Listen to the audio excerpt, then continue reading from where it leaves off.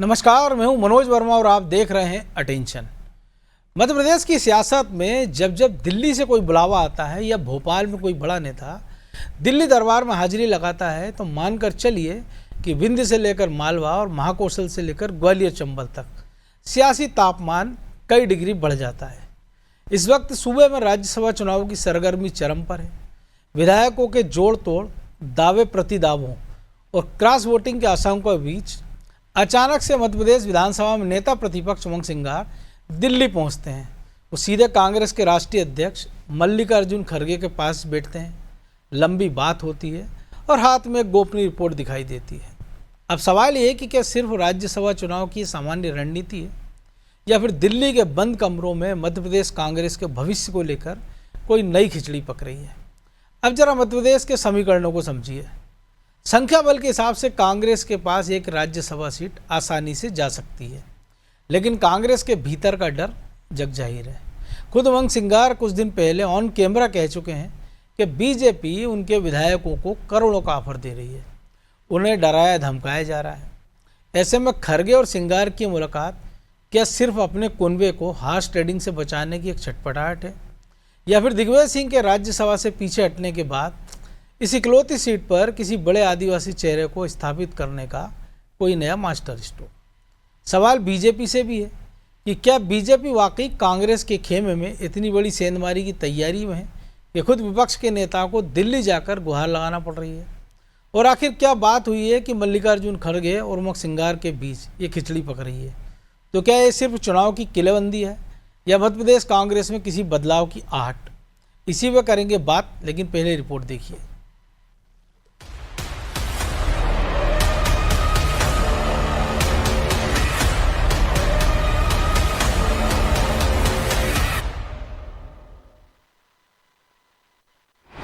राज्यसभा चुनाव की race, BJP Congress से कौन होगा फेस? राज्यसभा चुनाव की तारीखों के ऐलान के साथ ही मध्य प्रदेश की राजनीति गर्मा गई है, लेकिन सबसे ज्यादा हलचल कांग्रेस के भीतर दिखाई दे रही है। वजह है दिग्विजय सिंह के पीछे हटने के संकेत, जिसके बाद एक सीट के लिए दावेदारों की लंबी कतार लग गई है। अब मामला सिर्फ उम्मीदवार तय करने का नहीं, बल्कि जातीय और गुटीय समीकरण साधने का बन गया है। इसी बीच नेता प्रतिपक्ष उमंग सिंघार की दिल्ली में कांग्रेस अध्यक्ष मल्लिकार्जुन खड़गे से मुलाकात ने नए राजनीतिक संकेत दे दिए हैं। सवाल उठ रहा है कि क्या कांग्रेस इस बार आदिवासी चेहरे पर दाव लगाने की तैयारी में है या फिर जीतों की रणनीति की हवा निकालने की कोशिश। हालांकि कांग्रेस इस मुलाकात को अलग नजरिए से देख रही है। केंद्रीय नेतृत्व हो, हमारा वरिष्ठ नेतृत्व हो या युवा नेतृत्व हो, सारे लोग मिलकर के हर चुनाव में पहली बैठक में फैसला करते हैं। ये आपने देखा है, राज्यसभा चुनाव में भी फैसला होने में पहली बैठक में फैसला होगा, जरा भी देर नहीं होगी। सारे जाति समीकरण, सारे सामाजिक समीकरण और सोशल इंजीनियरिंग के साथ फैसला होगा। कांग्रेस में कमलनाथ, जीतू पटवारी, अरुण यादव समेत कई बड़े नाम चर्चा में हैं, लेकिन उमंग सिंघार की अचानक सक्रियता ने पार्टी के अंदर चल रही लॉबिंग को और उजागर कर दिया है।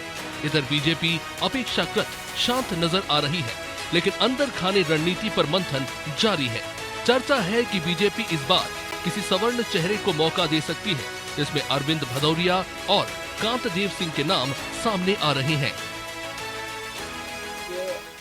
रणनीति राजनीति में पहले नहीं उद्घाटित की जाती है और ये भारतीय जनता पार्टी के अंदर का मामला है। ये सब संस्कृति कांग्रेस में रहती होगी। हमारे यहाँ संगठन सामूहिक रूप से मिलकर निर्णय करता है और जो निर्णय होता है उसे सब लोग स्वीकार करते हैं। कुल मिलाकर राज्यसभा चुनाव में बीजेपी से ज्यादा चुनौती कांग्रेस के सामने दिखाई दे रही है, क्योंकि बीजेपी जहां संगठन और रणनीति के दम पर फैसले लेने में माहिर मानी जाती है, वहीं कांग्रेस अब भी गुटबाजी और अंदरूनी लॉबिंग से बाहर निकलती नजर नहीं आ रही।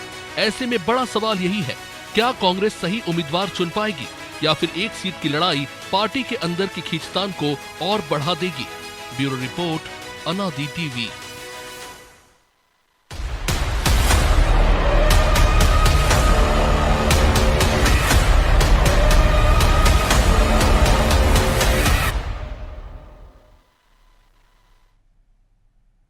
तो इन्हीं समीकरणों को समझेंगे वरिष्ठ पत्रकार मोहनलाल मोदी और हमारे सहयोगी ब्रजेश चौकसे के साथ। बहुत स्वागत है मोदी जी आपका। और एक अनार 100 बीमार, कांग्रेस के हाल, अब उसमें भी जिस प्रकार की बातचीत की निकल कर आई हैं चर्चाएं कि खड़गे साहब की और उमंग सिंगार की बातचीत हुई है। कांग्रेस में कई सारे दावेदार हैं, जो बड़े दावेदार हैं दिग्विजय सिंह, उन्होंने पहले ही किनारा कर लिया है।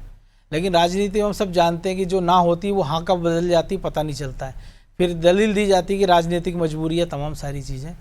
लेकिन इतने सारे संख्या बल के बाद भी कांग्रेस की ये घबराहट, क्या अब भी उनको लग रहा है कि कांग्रेस में फूट हो सकती है? आपकी आवाज नहीं आ रही, अनम्यूट कर लीजिए मोदी जी, अनम्यूट कर लीजिए। हाँ जी जी। हाँ, कांग्रेस जिन परिस्थितियों से रूबरू है उसको देखकर दिग्विजय सिंह जी का निर्णय बहुत समझ में आता है। तो दिग्विजय सिंह एक अच्छे मने हुए राजनेता हैं, मध्य प्रदेश के मुख्यमंत्री रहे 10 साल तक, और बाकी तो वो लोकसभा राज्यसभा की शोभा बढ़ा चुके हैं। तो पिछला जो उनका अनुभव है लोकसभा का वो बहुत विपरीत रहा, और लोकसभा में अब जो स्थिति बन रही है, खासकर जब हम देखते हैं कि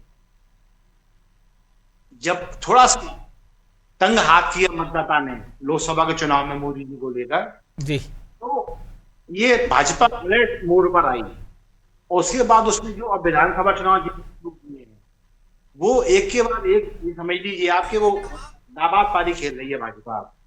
तो ये जो वोटिंग है ये असर डालेगी है राज्यसभा चुनाव जितने भी होंगे उन पे। और जब मध्य प्रदेश की बात करें तो मध्य प्रदेश में एक तो पहले से 2 सीटें बहुत क्लियर है बीजेपी की, इसमें कोई विवाद है ही नहीं। अब जो तीसरी सीट आ रही है तो तीसरी सीट में वो लोग परेशानी पैदा करने वाले हैं कांग्रेस के, जो या तो अभी अदालती मामलों में उलझे हुए हैं या फिर वो दोनों पालों पे रखे हुए हैं, जैसे निर्मला सप्रे जी हैं, या फिर ऐसे हैं जो अदालती मामलों में हार चुके हैं। तो इन चीजों को देखा जाए तो बीजेपी के पास बहुत ज्यादा मेहनत करने के लिए गुंजाइश नहीं बचती। उसे ये लगता है कि हो सकता है हम तीसरा प्रत्याशी भी चुना लेंगे। हाँ, क्योंकि दतिया वाले वो उनकी सदस्यता आधार में है, श्योपुर वाले वोटिंग नहीं कर सकते हैं, मुकेश मल्होत्रा, राजेंद्र भारती की वही कहानी आपने बताई दिया, निर्मला सप्रे, और जिन परिस्थितियों में हेमंत कटारे ने इस्तीफा दिया वो भी ध्यान रखना होगा। वो भी देखना पड़ेगा। तो उस हिसाब से देखा जाए यदि तो एक तो प्रत्यक्ष दिखाई दे रहा है कि हमारे इतने वोटर हैं, और ये अप्रत्यक्ष स्थिति ये बन गई है कि कुछ छुपे हुए भी हैं, और जब छुपे हुए स्थिति आती है वहां कांग्रेस दिक्कत में है। क्यों जीतू पटवारी को लेकर एक गहरा असंतोष कांग्रेस के अंदर है, उसमें कोई शक नहीं है। उसकी जो उम्र है वो युवक कांग्रेस से थोड़ा ऊपर जा पाई है, वो एक पूरी मेन पार्टी के अध्यक्ष के रूप में लोग सहन कर पाए, वो बड़ा आसानी मुद्दा हो जाता है। और दिग्विजय सिंह के पुत्र को जैसे हमने जिलाध्यक्ष बना के बैठा दिया है गुना जिले का, गुना का जी, ये हाँ, तो ये एक फांस है दिग्विजय सिंह के मन में कि जब तुम अपने लोगों को ठीक से सम्मान नहीं दे पा रहे, उन्हें काम नहीं दे पा रहे, जो प्रत्यक्ष है उन पर तुम्हें संशय है, जो अदालती चोट खाकर बैठे हैं उनका वोट जा चुका है, और अब स्थिति ये है कि निर्मला अकेला नाम नहीं है जो ऊहापोह की स्थिति में, बल्कि मैं तो कहूंगा वोट बीजेपी को जाएगा उनकी निष्ठाओं को यदि मैं देखूं तो, बाकी उनकी अपनी आत्मा की आवाज है। तो इन चीजों को लेके दिग्विजय सिंह जो बैक फुट पर गए हैं, वो एक सोची समझी बहुत अच्छी राजनीति है उनकी, वो एक असम्मानजनक स्थिति का सामना करना नहीं चाहते, क्योंकि इस बार तीसरी सीट भाजपा हर हाल में प्राप्त करना चाहेगी। और उसके बाद ये तो आप भी जानते हैं बीजेपी की रणनीति है वो 2 कदम आगे चलती है, तीनों प्रत्याशी उनके तय हो चुके होंगे, 2 जो श्योर है उन पे कौन खड़े होंगे, और तीसरे में फाइट किसको देना है जो कांग्रेस और भाजपा दोनों के विधायकों को, सांसदों को मैनेज कर पाए। बिल्कुल जी। तो ब्रजेश जी, डर इतना बड़ा हुआ है कि दिग्विजय सिंह जैसा आदमी अगर किनारा कर रहा है तो फिर कैसे तीसरी सीट की उम्मीद करें, और शायद यही डर बता रहा है कि उमंग सिंगार को दिल्ली दौड़ लगाना पड़ रही है। एक चीज़ और वो कह रहे हैं कि साहब करोड़ों के ऑफर मिल रहे हैं, चलिए जिसको पैसे का ऑफर मिलता है वो कभी बोलता नहीं है, और जिसको नहीं मिलता वो ज़्यादा चिल्लाता है। लेकिन अगर वो डराया धमका जा रहा है तो कोई फ़ोन कॉल पे डरा रहा होगा, कोई आपके घर आ रहा होगा, तो कोई एक आदमी जाता थाने कि भैया ये आदमी आया था, मुझे बीजेपी की तरफ से ऑफर दिया, जब नहीं माना तो इसने मुझे डराया धमकाया। तो ये खुद ही अपने विधायकों के प्रति पहले अविश्वास पैदा करवा देते हैं, तो आदमी चिड़ में आ जाता है ना कि ठीक है अब नहीं कर रहा था लेकिन अब मैं करके बता देता हूँ। तो उस स्थिति के लिए जानबूझ के या तो ये प्रयास किए जा रहे हैं कि कोई एक भी ऐसा आदमी हो, वो फिर सवाल सीधे सीधे जो है जीतू पटवारी के नेतृत्व पर उठे कि चलिए विधानसभा में हार कमलनाथ के समय हुई, लोकसभा के समय ज़्यादा वक्त नहीं मिला जीतू पटवारी को, बाद में स्कोर जो उपचुनाव में 1-1 का बराबर रहा है। तो अब अगर राज्यसभा में संख्या बल के बाद भी अगर मात खाते हैं तो सीधे सीधे नेतृत्व पे सवाल उठता है। और कई बार ऐसा लगता है कि दिल्ली में जिसका खूंटा मजबूत होता है वो कब उखड़ जाता है, आजकल कांग्रेस में भी पता नहीं चलता। आज ही सिद्धारमैया को ऐसी खबरें कि बोल दिया गया भैया तुम इस्तीफा दे दो मुख्यमंत्री पद से, कर्नाटक के राज्यसभा भेज देंगे, DK शिवकुमार को गद्दी सौंप दो। मनोज, ये कहावत है ना, शेर आया, जब असल में आता है तो पता ही नहीं चलता है, और जब खा जाता है फिर मुआवजा देते रहो आप। मुआवजा देते रहो। तो कांग्रेस में डर की अपनी एक वाजिब वजह भी है। आप देखिए, कोई ऐसे पहली बार नहीं हो रहा है कि राज्यसभा की वोटिंग होगी और कांग्रेस के विधायक जो हैं क्रॉस वोटिंग कर दें। दूसरे राज्यों में हो चुके हैं, हम वहाँ देख लेते हैं, चाहे बिहार में देख लें हम, चाहे उड़ीसा में देख लें, चाहे अन्य राज्यों में देख लें, हरियाणा भी ताज़ा मामला है। तो आप देखिए कि किस तरह से कांग्रेस के जो विधायक थे उन्होंने क्रॉस वोटिंग की है। चलिए दूसरे राज्यों को छोड़ दीजिए, मध्य प्रदेश में हमने देखा है राष्ट्रपति के चुनाव के दौरान भी कांग्रेस के 1 दर्जन करीब विधायकों ने क्रॉस वोटिंग की थी और उन्होंने बीजेपी के उम्मीदवार के पक्ष में दिया था, जबकि कांग्रेस ने अपना एक उम्मीदवार उतार रखा था समर्थित, जो इंडिया गठबंधन है। तो इसके बावजूद और उन क्रॉस वोटिंग वालों में से ज्यादातर को फिर से 23 में टिकट दे दिया गया, क्योंकि 22 में राष्ट्रपति के चुनाव हुए थे। तो आप देखिए कि कांग्रेस में कोई नई बात नहीं है, तो डर की अपनी एक वजह है। उमंग सिंगार को लग रहा है कि यदि क्रॉस वोटिंग हो जाएगी तो उन पर नेतृत्व पर सवाल उठेगा, क्योंकि एक विधायक जो कि उपनेता प्रतिपक्ष हैं वो उनसे नाराज होकर किस तरह से उनने इस्तीफा दे दिया था, वो बवंडर मचा था, सबको पता ही है। तो किस पर सवाल उठेंगे? नेता प्रतिपक्ष पर और प्रदेश अध्यक्ष पर, कि वो अपने विधायकों को पा रहे हैं, ना संभाल पा रहे हैं, ना पार्टी पदाधिकारियों को संभाल पा रहे हैं। तो इससे क्या होता है, पहले से ही माहौल बनाया जाए कि साहब ऑफर आ रहे हैं। जैसे मैंने कहा ना, शेर आया, तो भैया कहने में क्या जा रहा है कि ऑफर मारा है करोड़ों के। कई बार इशारा होता है ना, भैया नहीं हो तो देख लो, मतलब ऑफर हो तो बता दो, अभी टाइम है। तो भैया हम तो आला कमान से कह दिया हमने कि साहब ऑफर आ रहे हैं, डोरे डाल रहे हैं वो लोग।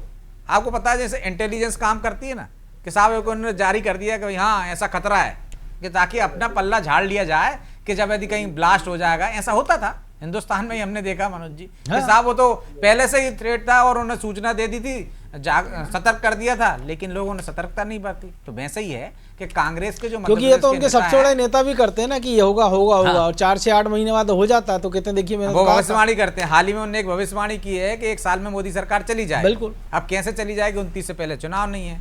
अब वो ही जाने कैसी है भविष्यवाणी है। कोई अच्छे भविष्यवक्ता होते तो उनको पता चल जाता कि भैया कांग्रेस की सरकार आ रही है कि नहीं आ रही है। वो ये तो बता नहीं पाते हैं कितनी सरकार आ रही है, तब फिर वो दूसरों में ठीकरा फोड़ने लगते हैं।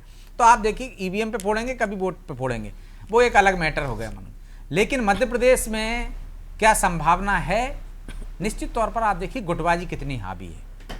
अजय सिंह राहुल भैया अलग भाषा बोल रहे हैं, कमलनाथ का नाम चल रहा है, दिग्विजय सिंह ने अपना नाम क्यों पीछे कदम क्यों हटाए हैं, या उन्होंने कहा मैं चुनाव नहीं लड़ूंगा जैसे ही, जबकि रिक्त घोषित नहीं हुई थी तभी। लेकिन उन्होंने उसके साथ साथ एक दाव भी चल दिया था कि किस वर्ग से जाना चाहिए, SC ST वर्ग से जाना चाहिए। वो दाव चल चुके हैं। वो तो दाव चल रहे थे तो वो किसको निपटा रहे थे, क्योंकि तब नाम चल रहा था साहब कमलनाथ जी को भेज देना चाहिए, क्योंकि सज्जन सिंह वर्मा से लेकर तमाम लोग कह रहे थे राज्यसभा जाने के लिए। तो एक अनार 100 बीमार वाली जो आपने कहावत कही है, वैसे ही हाल है। तो कौन ऐसे विधायकों को साध सकता है और किसके विधायक टूट के जा सकते हैं? कमलनाथ पे वैसे ही अविश्वास है, किस तरह से उनके लोगों ने DP बदली थी आप देखिए सोशल मीडिया की। तो यदि उनकी पसंद का कोई व्यक्ति नहीं हुआ तो क्या वो क्रॉस वोटिंग कर सकते हैं? तो कमलनाथ के पास उतनी संख्या बल है कि वो बीजेपी को जिता सकते हैं, बिल्कुल उनके लोग जिता सकते हैं। अब उतनी संख्या बल क्या कहा जीतू पटवारी के पास है? नहीं है। उतनी संख्या बल किसके पास है? दिग्विजय सिंह के पास है। हम कह सकते हैं 2-4 का खेला तो अजय सिंह राहुल भैया भी कर सकते हैं, इतनी क्षमता है उनमें कि वो कर सकते हैं, क्योंकि उनका गुट भी मजबूत है। अब आप देखिए, कमलेश्वर पटेल को खुदा न खास्ता हो गया जो नाम चल रहा है, तो खेला पक्का मान के चलिए बिंद में तो होगा ही, सही हो ही जाएगा। वो राहुल भैया कभी भी नहीं चाहेंगे कि कमलेश्वर पटेल का नाम आ गया। तो कांग्रेस में जिस तरह से अंदरूनी कलह चल रही है, जो गुटबाजी सड़क पर दिख रही है, वो संकेत देती है कि यदि ऐसा कोई एक उम्मीदवार नहीं उतारा उन्होंने जो सबको साथ लेके चले, तो खेला हो जाएगा, उनके कई विधायक टूट सकते हैं। शायद यही डर उनको सता रहा है। इसी डर की वजह से जीतू पटवारी भी कह रहे हैं कि मुझे नहीं जाना, पार्टी जिसको चाहे वो कह चुके हैं सही सार्वजनिक रूप से। आप देखिए दिग्विजय सिंह कह चुके हैं मुझे नहीं जाना साहब, इनको भेज देने। तो क्या उन्होंने कमलनाथ का पत्ता काट दिया, जीतू पटवारी का पट्टा काट दिया? तो यहाँ पे दाव पेंच चल रहे हैं। तो इसी दाव पेंच की वजह से डरे हुए हैं लोग। तो इस वजह से अब देखना ये होगा कि कांग्रेस अपने विधायकों को कैसे साथ पाती है, कोई सर्वमान्य नेता लेकर आती है, क्या वो ना चाहकर भी ऐसे व्यक्ति को वहां से उम्मीदवार बनाना चाहेगी कि जिसकी वजह से सब एक रहें, कहीं फूट ना पड़े। या तो दिल्ली से किसी को उतार दीजिए जिस तरह से कि भाई हाँ प्रदेश के तमाम नेता दिल्ली के नाम पर एक मत हो जाएंगे, लेकिन मध्य प्रदेश के किसी एक नेता के नाम पर एक मत होते तो अभी दिख नहीं रहे, क्योंकि जिस तरह के उनके बयान आ रहा है और जिस तरह से दिल्ली दौड़ लगा रहे हैं। अब आप बताइए चुनाव की तो तारीखें आ गई हैं, यदि उमंग सिंगार जाके अंक गणित बता रहे हैं जैसा वो खुद कह रहे हैं सोशल मीडिया पर कि साहब मैंने बताया खरगे जी को अंक गणित के कितने विधायक हमारे, तो क्या खरगे जी को नहीं पता, कांग्रेस का आला कमान को नहीं पता कि कांग्रेस के कितने विधायक है मध्य प्रदेश में? आप 3 अंक गणित बताओ। नहीं, इसके पीछे कारण हो सकता है क्योंकि एक बड़ा किस्सा चर्चित रहा बिहार चुनाव के समय कि जब बिहार के इलेक्शन के बाद राहुल गांधी ने जीते हुए उम्मीदवारों को बुलाया था और वो सब बैठे, तो फिर उन्होंने पूछा था केसी वेणुगोपाल से कि भाई जीते हुए उम्मीदवार क्या है? उन्होंने कहा साहब ये बैठे हैं, बस इतने ही है। बोले हाँ साहब 6 जीते हैं। तो लेकिन वो मल्लिकार्जुन को बताने गए, राहुल गांधी को बताने जाना चाहिए था। तो उनको ये भी राष्ट्रीय अध्यक्ष तो वही है ना, वो एलओपी है। लेकिन मोदी जी एक बात हो रही है, जैसे वो कांग्रेस प्रवक्ता ही कह रहे हैं साहब हम तो पहली बैठक में हम जो है नाम तय कर लेंगे और वो नाम क्षेत्रीय समीकरण, जाति समीकरण और राजनीतिक समीकरण पे खरा उतरेगा। तो कांग्रेस में संभव है, राजनीति में संभव है कि कोई एक आदमी से आप सारे समीकरण साध लो, क्षेत्रीय भी, राजनीतिक भी और स्थानीय समीकरण भी? नहीं, ये तो संभव इसलिए नहीं दिख रहा है कि पहले तो अभी जितने सांसद उनके कुल मिला के जो सांसद राज्यसभा में हैं मध्य प्रदेश से, उसमें वो जाति वर्ग का हिसाब पहले नहीं रख पाए। मेरे ख्याल से दोनों ठाकुर वर्ग से हैं, यानी जनरल से ही हैं उनके दोनों। ताकि बीजेपी के 8 में से जो है उसमें एससी भी है, एसटी भी है, जनरल भी है, ओबीसी भी है, सब कुछ है। अब ये इसमें एक तर्क दे सकते हैं कि हम तो हिंदी देंगे कुल 2, हम क्या करें? तो बात इतनी सी आती है कि जब आपके पास 2 हैं तो आप उसमें से कई जो जाति गणना की आप बातचीत करते हो बार बार, तो जाति गणना के लिहाज से आप एक सीट किसी ओबीसी को कर देते, एक एससी एसटी में किसी और की कर देते। वो सिंगार साहब एसटी वर्ग से आके यहाँ नेता प्रतिपक्ष के उस पर पद पर ऑलरेडी है ही है। तो कुल मिला के तो अब आवश्यक हो चला है कि या तो ओबीसी से, ओबीसी का मुख्यमंत्री मध्य प्रदेश में, भाई कहीं ना कहीं आपको दिखाना नहीं, उनका खुद के प्रदेश ओबीसी से किसको भेजेंगे? मनोज जी और मोदी जी भले ही हो, जीतू पटवारी को भेजेंगे तो अरुण यादव भी तो हैं, ओबीसी का कोई एक नेता है क्या? अरुण यादव को तो उनने कोने में बिठा दिया भाई। पिछली बार इसी समीकरण के राजमणि पटेल को भेजा था, उसका क्या फायदा मिला? विंध्य में या कहीं भी कोई फायदा नहीं मिला बीजेपी कांग्रेस को, माफ कीजिए। उसका कारण यही है ना कि स्थिति ये बन रही है, विधायक भी समझ रहा है कि भविष्य कुछ दिखाई नहीं दे रहा, इसलिए कि जो निर्वाचन जो गणना है वो में है, ईश्वर को लेके कांग्रेस के अंदर दिग्विजय सिंह जी को अब ये मान लें कि उनके अंदर बैराग जाग गया है, वो इसलिए बैठ चले गए, ऐसा कतई नहीं है। उनके मन में ये चीज तो ये है, योग्य लोगों को पदावनत किया गया जीतू पटवारी द्वारा, उनकी वरिष्ठता का अनदेखा किया गया पटवारी द्वारा, और फिर अब जो स्थिति बन रही है, जिस तरह के विधायकों की संख्या कम हो रही है और जिस तरह से विधायक क्रॉस वोटिंग के आदि मध्य प्रदेश में होते जा रहे हैं, अन्य प्रदेश में देखने को मिल रहा है, तो दिग्विजय सिंह जी उस स्थिति का सामना करना नहीं चाहते। पर ये बीमारी तो पहले हमने देखा विधायकों में थी, अब तो राज्यसभा सांसदों में भी देख रहे हैं, वो भी 10 में से 7 चले जाते हैं, पता ना चले बीजेपी में बैठ जाए। वही तो है ना, नीचे से ऊपर तक भागम भाग। अच्छा, दूसरी बात क्या है कि इनने जो कहा कि ऑफर आ रहे हैं, ये खतरे की घंटी है। दरअसल ये ऑफर का जब कार्ड सामने आता है तो इसका मतलब पार्टी ने मान लिया कि हम हारने वाले हैं और अभी से हमें एक ऐसा सेफ। उमंग सिंगार की इतनी अच्छी ट्यूनिंग है क्या? सारे विधायकों को 2-4-6 विधायक तोड़ने के लिए उनसे ऑफर करेंगे वो, या वो बता दें कि कौन से विधायक ने उनसे आके कहा कि साहब मुझे ऑफर आया है, ये खुलासा कर दें, वो विधायक कर दे, या इन्हीं के पास आ गए कि 4-5-6 भेज देना हमारे पास। हम अच्छा, कई बार होता भी है कि वो जब ऑफर हो भी जाते हैं तो फिर उसका जो अमाउंट है वो अलग अलग आता है कि दिग्विजय सिंह 5 बताते हैं, उमंग सिंगार 25 बताने लगते हैं, जीतू पटवारी का फिगर अलग होता है। यानी उस अमाउंट को लेकर भी एक मत नहीं है कि कहीं ऐसा ना हो हिस्सेदारी मांग ली जाए। लेकिन ब्रजेश जी, दिक्कत यही है कि अभी तक ये क्या ऑपरेशन लोटस के फोबिया से कांग्रेस नहीं निकल पाई बाहर? निश्चित तौर पर कांग्रेस से फोबिया में है और उम्मीदों में है। वो सिर्फ जनता के बीच नहीं जा रही है। वो एक सपना देखती है, जैसे राहुल गांधी देखते हैं वैसे ही प्रदेश के नेता देखते हैं कि साहब बहुत नाराजगी है जनता में, वो नाराजगी है वो बीजेपी के नेताओं के सिर फोड़ देगी और इनको सत्ता में बिठा देगी, लेकिन इसके लिए वो जा नहीं रहा जनता के बीच में। नाराजगी है तो गलत फहमी तो सत्ता के है, वो काकरोच वाली पार्टी के भरोसे कभी हो जाते हैं, कभी वो जैन जी का से उम्मीद सोशल मीडिया पे वो एक सोच लेते हैं कि हाँ ये जनता का असली आक्रोश है, उसको वो समझ लेते हैं, वो जनता के बीच में नहीं जाते। दिक्कत ये है ना कि वो इंडिया को बांग्लादेश, श्रीलंका और नेपाल समझ लेते हैं, ये सबसे बड़ी गलती है। बहरहाल वक्त इतना ही था, बहुत धन्यवाद मोदी जी आपका। तो मध्य प्रदेश की सियासत में राज्यसभा का ये चुनाव महज एक सीट की जंग नहीं है, ये जंग है आत्मसम्मान की, ये जंग है वजूद बचाए रखने की और आगामी राजनीतिक भविष्य की। एक तरफ कांग्रेस है जो भले ही फ्रंट फुट पर खेलने का दावा कर रही है, लेकिन उसके भीतर का डर और 2020 का फोबिया आज भी उसकी रणनीति में झलकता है। नेता प्रतिपक्ष उमंग सिंगार का दिल्ली जाना और खरगे को सीलबंद रिपोर्ट सौंपना साफ करता है कि कांग्रेस फूंक फूंक कर कदम रख रही है और वो जानती है कि अगर इस बार चूक हुई तो नुकसान सिर्फ एक सीट का नहीं बल्कि कार्यकर्ताओं के बची कुछ मनोबल का होगा। तो अटेंशन में आज फिलहाल इतना ही, मुझे दीजिए इजाज़त और आप देखते रहिए अनादि टीवी। नमस्कार।